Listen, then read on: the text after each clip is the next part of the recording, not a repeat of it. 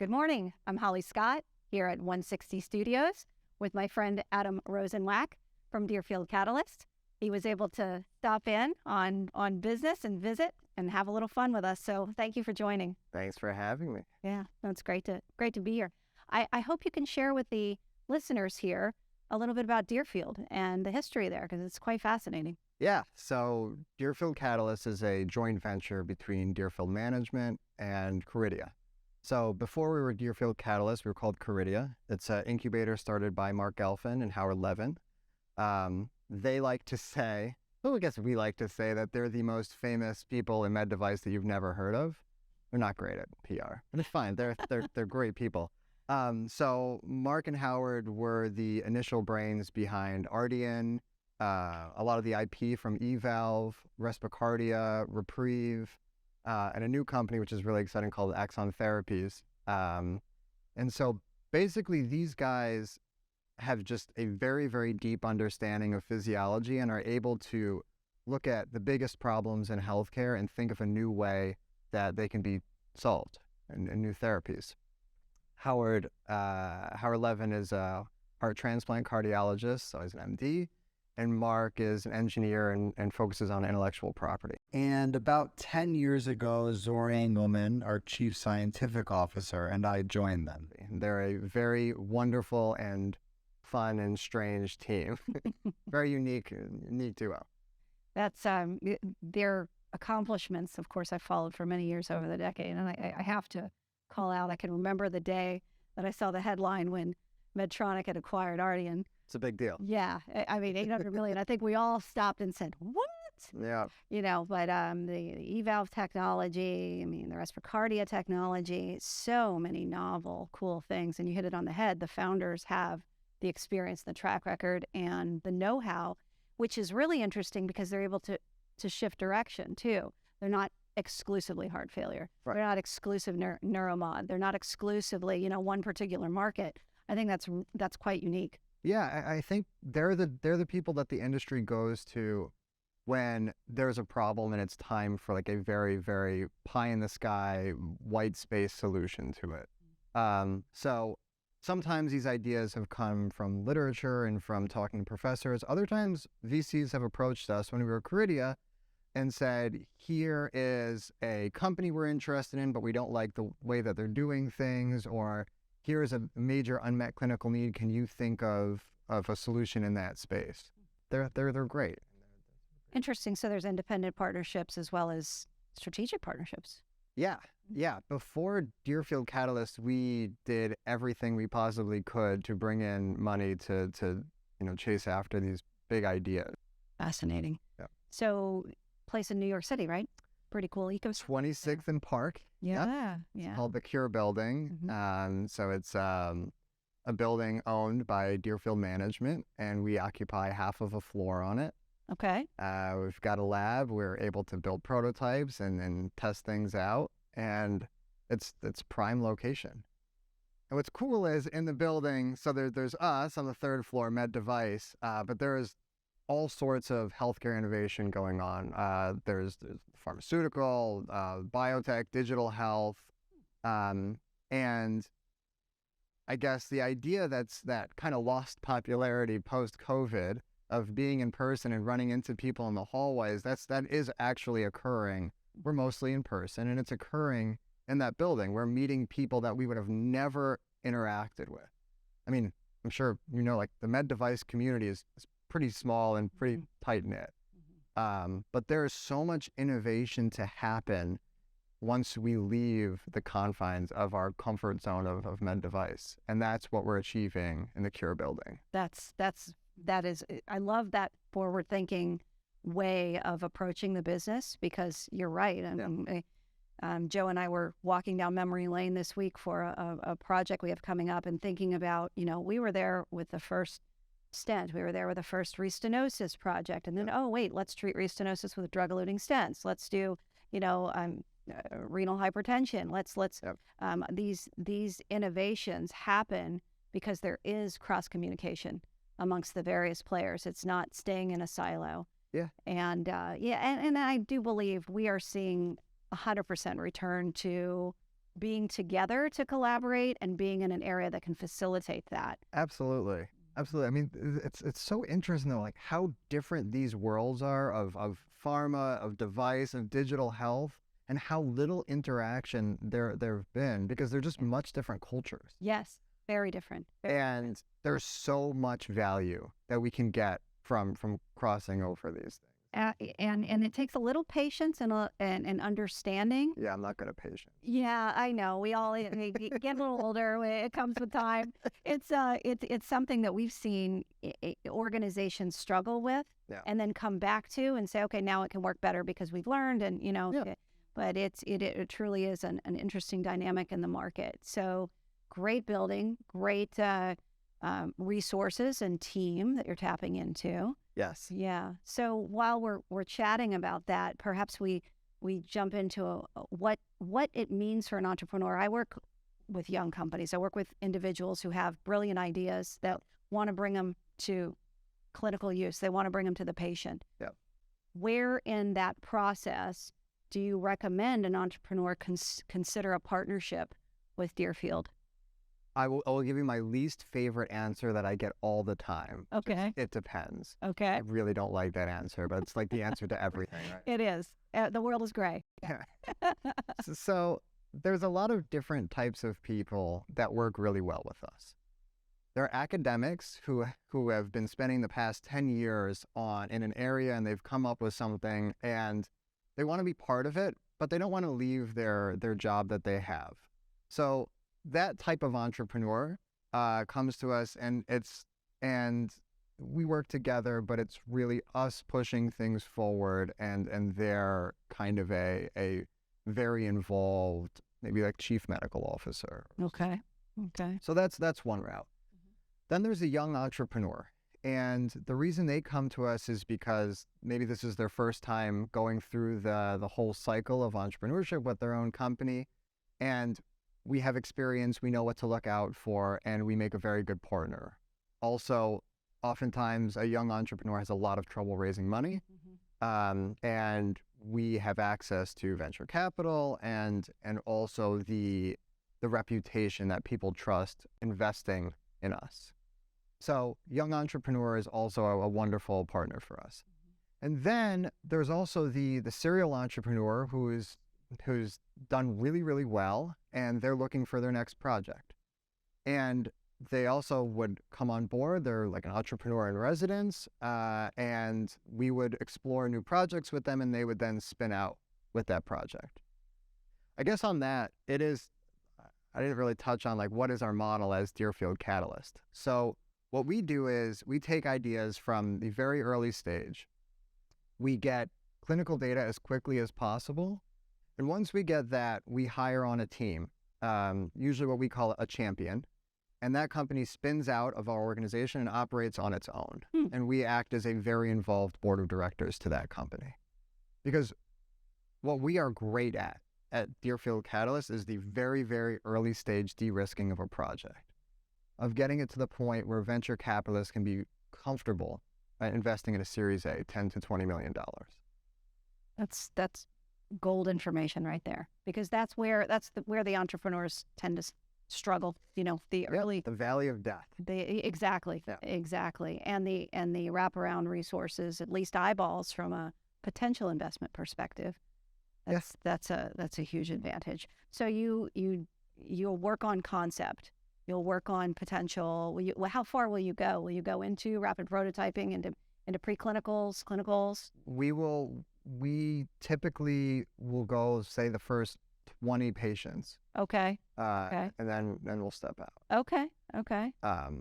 Yeah, and when I say first 20 patients, oftentimes what we're doing is, this is like a very hyper early first in human, it's even pre-first in human trial, where we're using off-the-shelf devices to prove out physiology. Because we view physiology as the biggest risk for the type of projects that we do. So as soon as we can get comfortable with that, we're comfortable hiring on a team to then start building out the actual device and heading towards bigger clinical trials. In hitting on the physiology point, it again comes back to your strength to me as someone who's looking at it from the outside and comparing where these programs are, understanding something as incredibly difficult as an active implantable Yeah. to these RF ablation devices, and having a market understanding from whether it's heart failure, whether it's OSA or kidney disease, or, typically you have some a subject matter expert or a team that goes deep in one segment and stays fairly narrow. But the time that the organization's been and the successes you've had lend to a much broader understanding and a much broader portfolio of offering. Yeah, I think that happens because of kind of the most important element we look for in people that we have is being collaborative. And Mark and Howard have always been ready to bring on whoever it takes to fill skills that they don't have to push a company or idea forward. And they will talk to key opinion leaders that in any field, whether they're familiar with the field or not, they'll ask questions and then they'll keep diving deeper and deeper. And since Howard has the base background as an MD, he's able to talk to these physicians and get a deep understanding of areas that maybe he wasn't so familiar with before that, and get to the point where him and Mark can be inventive in that space. That's good. To some of these, they're open to that, and that they have that awareness that they can't be everything to everyone. Yeah, and that's not easy with a cerebral horsepower that you've got in there. Seriously, it's not, and it's also something that entrepreneurs have a really hard time with. It's this kind of weird situation where, as a hyper early stage entrepreneur, you have to do everything. But at the same time, and you don't have the funds to bring on the people who might be better than you. But there comes a point where there's a transition there where you have a little bit of money, or you figure out a way to bring on people that know more than you on a subject, and you have to be ready to do that. And coming back to the question of, the kind of entrepreneur that comes to us, that is a really, really important thing, is that they're open to saying, hey, I don't know a lot about this, teach me. Interesting. Yeah, it's a philosophy of people, and their mindset is 50% or more of their ability to be successful. Absolutely. No matter how much else is going on there. So yeah. Yep. Well, and I want to speak about you, but while we're on the Deerfield potential here, I think let's chat about our partnership on the Entrepreneur in Residence opportunity. Yep. Quite an opportunity there for someone. So maybe you could share with us firsthand what you envision this to be and the why. Yeah. So there are two types of people. The two types of entrepreneurs that we were talking about before, which is the young entrepreneur or the seasoned entrepreneur with success. And either of those people would be really exciting for us to bring on. And it is somewhat the traditional entrepreneur in residence model. The idea is someone will come on, they'll join our team, and they will join the diligence process of understanding huge unmet clinical needs and where the opportunities are and what kind of therapies could be brought in. Okay. And diligence, so that's step one for this entrepreneur in residence. They're going to see a bunch of things. They're going to speak with a bunch of investors and find where unmet clinical needs match up with what investors are looking for. So that's first step. Second step is ideation, innovation, speaking to a bunch of people, seeing what solutions are out there for these problems. And then we are calling this person internally a champion of a project. So while they'll sit inside of our organization, they will be living and breathing one project and pushing it forward to get to the point where we can bring in a little bit of money, get some very early clinical data on it that de-risk the physiology, and then they'll spin out with that project. And the big vision here is that we will have many entrepreneurs in residence who are going out with a company and then coming back to us and doing it over again, and starting this cycle of people who are very comfortable with the unknown and who are able to just push until we hit the milestones that we need in order to keep raising money and eventually get to acquisition or however it goes. And what an opportunity, what a vantage point that an individual can gain sitting in that seat seat. When we chat with individuals about career and career development, we encourage a 3-year think path in terms of what we're thinking about, what we're going to gain in around 3 years, not because you expect them to bail at 2 or not because they're going to be stuck, but that's on average where people start thinking about what's next challenge-wise. It could be internal, but yeah, it's an average of, and especially with the medtech life science world, that's usually a good turn of development and some kind of either transaction or some kind of activity, especially for the innovator who wants to build and be successful. So what is incredible about an opportunity like this is the exposure you're able to get. You're in an organization, you have a job that allows you to see what's going on across market, across clinical interest, across investor interest.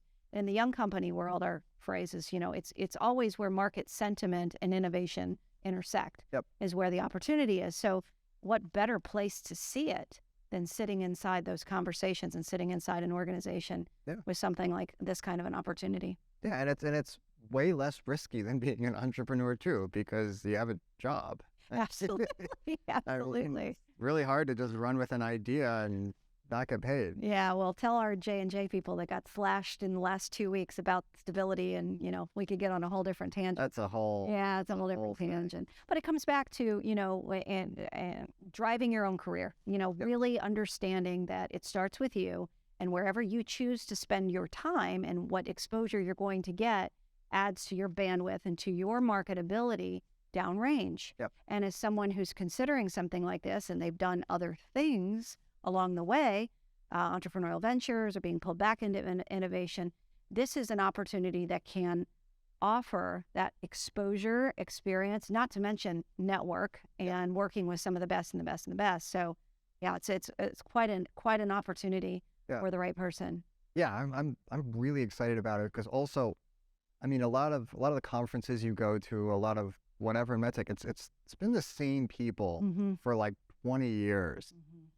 Not that I've been in it that long, I've been in it for 12, but I just miss seeing young people fresh out of college who want to innovate in med device. And if we could find those people, those entrepreneurs, and bring them in, and they go through our cycle and they grow, and it's really honest, you're totally right. It's a 2 to 3 year cycle of ideation to getting clinical data and it getting to a different kind of company stage. If we could bring on those people and they keep growing in this cycle, they'll keep having super exciting challenges, opportunity always, and they'll keep moving up as they prove themselves as an early stage entrepreneur, which there are very few people out there who can really do it, who can really get in the weeds and push. So we're psyched. I mean, it'll be cool when we find these people. So tell me about Adam, the $1 million question. How in the world did you get involved with this? And please give our listeners a little history here, because it is fascinating. Okay. So before this, I was a music producer. I went to Berklee College of Music and graduated and moved to New York, and I was producing music. I was teaching in public schools in the Bronx, like a music program. I was just doing anything in the music industry that I could do to make ends meet, because it's a tough world. Sure. I was also musical directing off-Broadway shows, which is how I met Mark Gelfand. His girlfriend at the time was the star of the show that I was musical directing. Yeah, it was weird. And I knew Mark for like 5 years as I was doing that.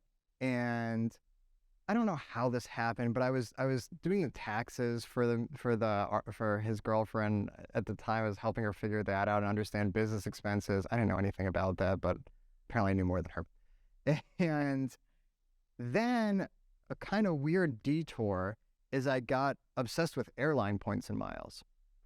This all will end somewhere, I promise. But I found that you could open up credit cards and meet minimum spends and keep opening up cards. And as long as you didn't close them, it really doesn't hurt your credit score.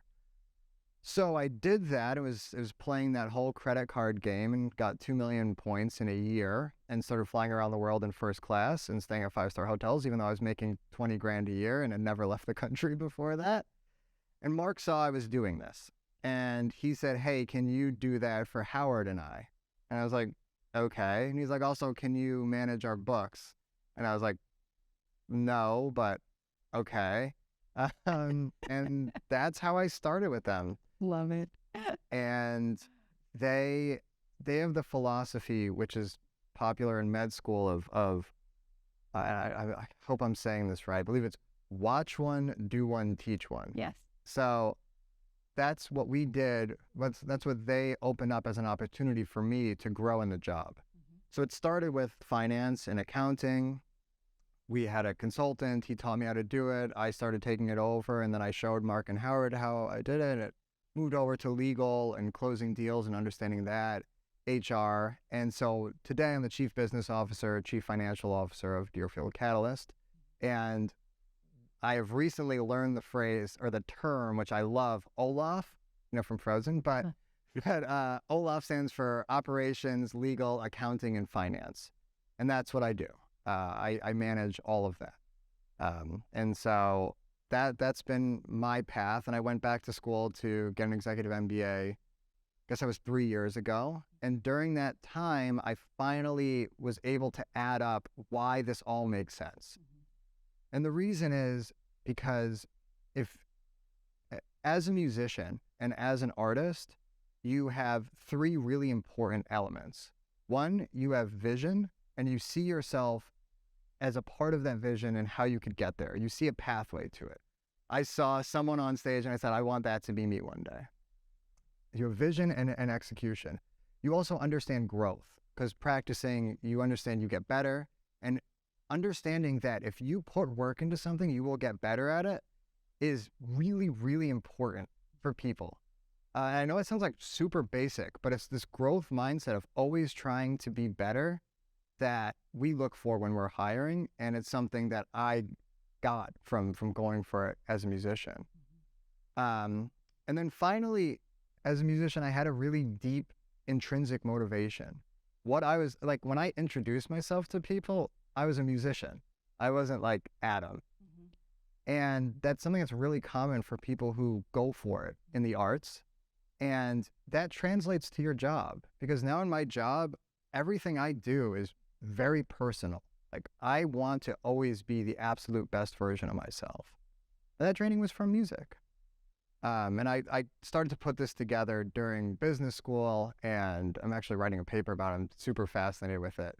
Actually, a bunch of people who were healthcare entrepreneurs that were initially musicians that I've been talking to. That's right. Sorry, I went off on a tangent on that, but it's something I'm super passionate about, is that people understand that, yes, you could be here today doing one thing, but you can easily pivot to something completely different, and you won't lose all of the things that made you special in the place that you originally were. And so on this, I'm specifically speaking to artists and saying, yes, your art is really important, but oftentimes artists want more from life than just their art. Some of them are interested in business. Some of them are interested in coding and tech. Go for it, because your skills as an artist are super translatable. And it's so true. It's so true. And as mentioned, we were chatting about it earlier, it's not uncommon to see strong business professionals who have had a foundation in music or in a musical instrument or in high-end, and we see a lot of high-end athletes. And absolutely. It's that incremental gains mentality of, these 7 days a week, I don't want to do the same thing, but I'm going to do it anyway because I'm going to get better. Right. And I'd also speak to, Howard and Mark saw something in you. And I chat with individuals all the time about how to get to the next step. And sometimes they're hyper concerned about, what box do I have to check to get there? Yeah. What box do I have to check? And sometimes it's not a box. Sometimes it's frankly doing what others aren't doing and doing it with the intention of being productive and moving the ball forward. And what you were doing as complex as it might have been with the airlines and everything else, it caught their attention, and they brought you in because of how you think, not what you've done. Yeah. And that's a huge opportunity for someone who is reluctant to and spends way too much time listening to this is what I'm supposed to be, this is what I went to school for, Yeah. this is where my road is supposed to be, this is what I promised my parents I'd do. Yeah. These are important lessons. It's complicated because the more out of the box kind of life and job that you want, the less boxes you need to focus on checking, and the more kind of, I guess, outside of the box thinking you need to show. Mm-hmm. And healthcare specifically, and healthcare especially, loves boxes being checked. And they love degrees, and previous experience, and all of these things. And it's hard, and it's because you want this kind of innovative thinking. Innovative thinking happens between the lines. It doesn't happen on them. So we at Deerfield Catalyst and in the Cure building are constantly trying to find that balance. And I'm trying to find it myself all the time. I mean, going to business school is not something I ever would have wanted to do. It's not really a brand that I saw as being who I am. But one, it absolutely checks a box that's really important to a lot of people. And two, I grew a tremendous amount during the program. Yeah, well, you're fascinated about it. Then it all made sense, right? Then you started from a different place when you came back, but then you were able to holistically see it in a different way. So that becomes powerful. Absolutely. Powerful. Yeah. And it starts with, and I know you're a dad, I'm a mom. We have to empower the generation to have strength to try and think differently and do and be out there, because it all comes back to fear. The people who don't move in those ways, it's usually rooted in fear. Yep. So anyway, well, I'm really glad that you went ahead and worked with them, because we wouldn't have gotten to know each other. Yeah. Well, Adam, this has been great. And to our audience, thank you for listening. This is Holly Scott from 160 Studios.